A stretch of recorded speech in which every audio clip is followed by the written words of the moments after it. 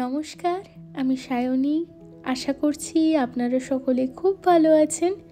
নতুন একটি ব্লগে আপনাদের সকলকে স্বাগত। আজকের ব্লগটা তুলনামূলকভাবে একটু বেশি বড়, তাই অনুরোধ রইল শেষ অবধি দেখার। আশা করছি খুব একটা মন্দ লাগবে না। আজকে 22শে আগস্ট 2025 শুক্রবার, বিকেল এখন 6:30। অন্য আর 5টা শুক্রবারের মতন নয়, কারণ আজ কৌশিকী অমাবস্যা উপলক্ষে দাদার বাড়িতে একটু পুজোর আয়োজন হয়েছে। অন্ধকার রাস্তায় দারুণ লাগছে কিন্তু বাড়িটা, তাই না? আর এইখানে আছেন আজকে সন্ধ্যার মধ্যমণি। কি অসাধারণ লাগছে না মাকে, চোখ ফেরানো যাচ্ছে না যেন। আর এই হচ্ছেন আমার দুই পিসিমণি। আসার সাথে সাথে একগাল হাসি দিয়ে স্বাগত জানালেন। পুজোর গোছগাছ মোটামুটি হয়েই গেছে, এখন শুধু বাইরেটা একটু ফুল দিয়ে সাজানো বাকি, ওটাই হচ্ছে। তারপর হলো একে একে মার পুষ্পসজ্জা। কথিত আছে পূর্বজন্মে পার্বতী যখন সতী রূপে দক্ষযজ্ঞ স্থলে আত্মাহুতি দেন, তার কারণে তার পরের জন্মে তার বর্ণ হয় কালো মেঘের মতন, তাই ভোলানাথ তাকে কালিকা বলে ডাকতেন। একদিন দানব ভাইদের দ্বারা পীড়িত ক্লান্ত দেবতারা যখন কৈলাসে আশ্রয় নিলেন, তখন শিব সকল দেবতার সামনেই পার্বতীকে বলে বসলেন, কালিকা, তুমি ওদের উদ্ধার করো। সবার সামনে কালী বলে ডাকায় পার্বতী অত্যন্ত ক্ষুব্ধ, অপমানিত, ক্রোধিত মনে মানস সরোবরের ধারে কঠিন তপস্যা করলেন।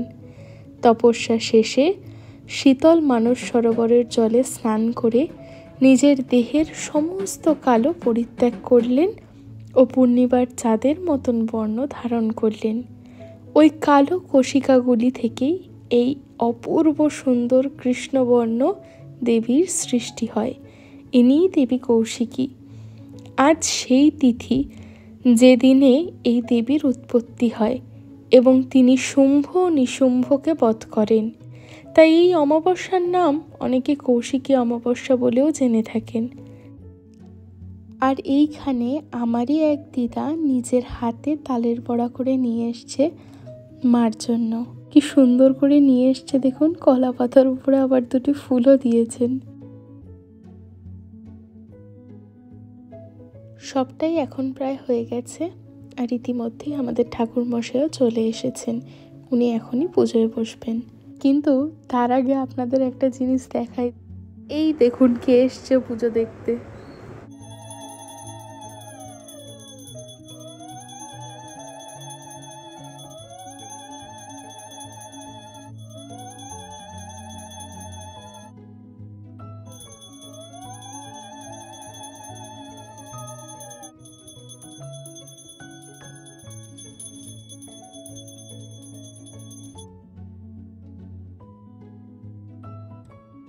রাত এখন প্রায় 12:30।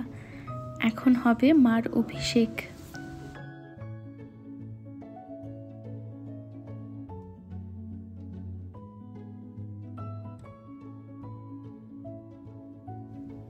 একবার আপনাদেরকে আয়োজনটা দেখাই। তারপর হলো মায়ের চক্ষুদান। সবকিছু সাজিয়ে গুছিয়ে দেখা গিয়েছিল যে মার একটা হাত ফাঁকাই রয়েছে। তখনই একটা বাটিতে একটু সন্দেশ দিই। ভেবেছিলাম হয়তো পড়ে যাবে, কিন্তু দেখলাম না, মা শেষ অবধি সেটি হাতে নিয়েই বসেছিলেন।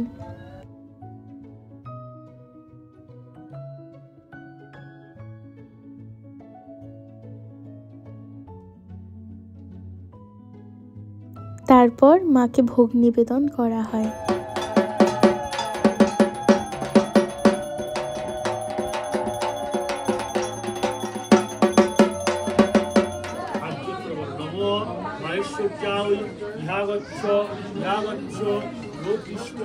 আজকে সবার সঙ্গে দেখা হয়ে মন একদম আনন্দে টইটুম্বুর।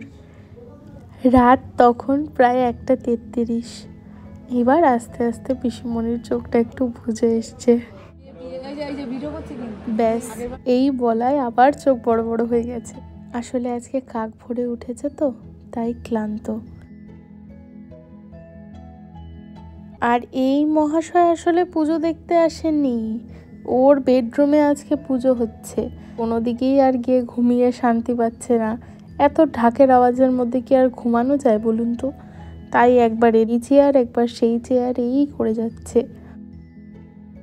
তারপরে হাত পা গুটিয়ে অনেক দূরের একটি চেয়ারে গিয়ে বুঝলো যে না, এইখানে হয়তো ঘুমটি ঠিক দেওয়া যাবে। তবে তাই হোক, আর তাকে বিরক্ত করে কাজ নেই। তারপর একে একে সবাই মিলে প্রদীপ জ্বালালাম। সবার জ্বালানো শেষ হওয়ার পর শুরু হলো মায়ের আরতি।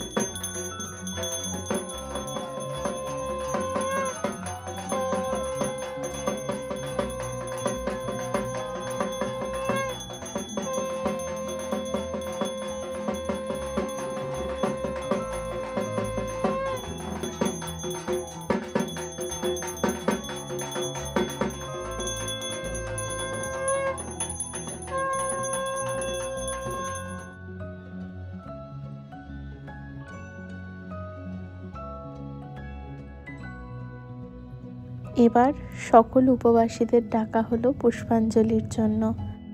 আর সেই সঙ্গেই আবদার একটি ছবি ফ্রেমবন্দি করার, তাই করলাম।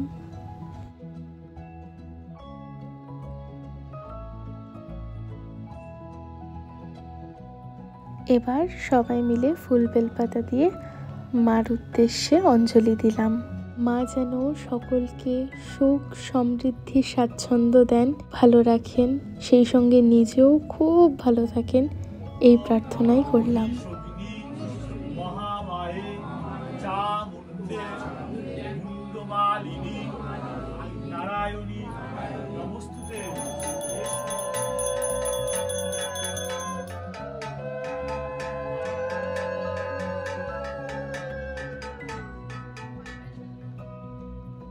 তারপর শুরু হলো যজ্ঞ।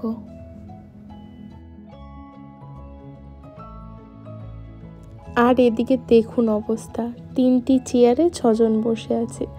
কথাটি সত্যিই বোধহয় খাঁটি কথা যে যদি হয় সুজন, তেঁতুল পাতায় 9 জন। আসলে এই আনন্দগুলি, এই খুনসুটিগুলোর জন্যই তো আমরা বাঁচি বলুন। ভোর তখন 3:45, সবাই আস্তে আস্তে ঝিমিয়ে পড়ছে। তাই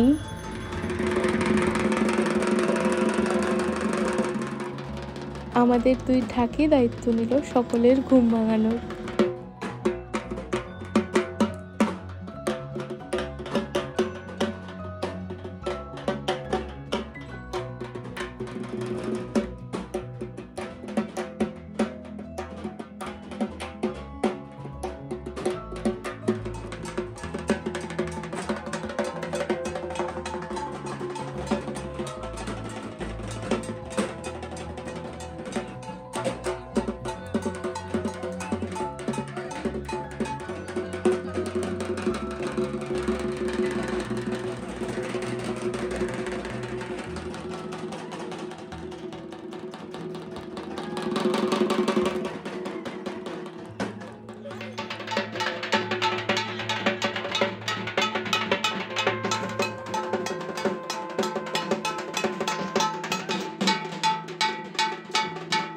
সমাপ্ত হলো যজ্ঞ, সবাই মিলে বসলাম শান্তির জল নিতে। কি বললে একবার বল, মা আমাকে শান্ত হয়ে গ্রাম নিয়ে এসে ঢেলে দাও।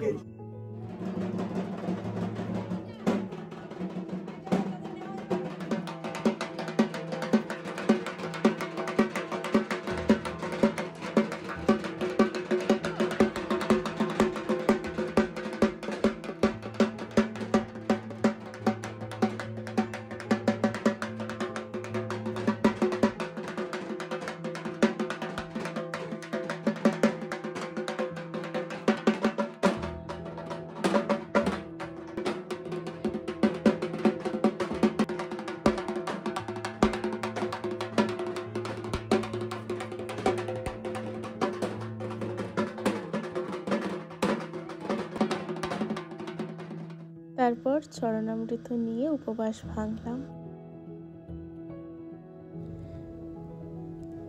তারপরেই মাখা হলো চাল আর কলা। এটি যে আমার কি ভীষণ প্রিয়, আমি ভাষায় প্রকাশ করতে পারবো না। আর এখানে মা সবার জন্য প্রসাদ পেরেছে, তারপরে সবাই মিলে প্রসাদ নিলাম।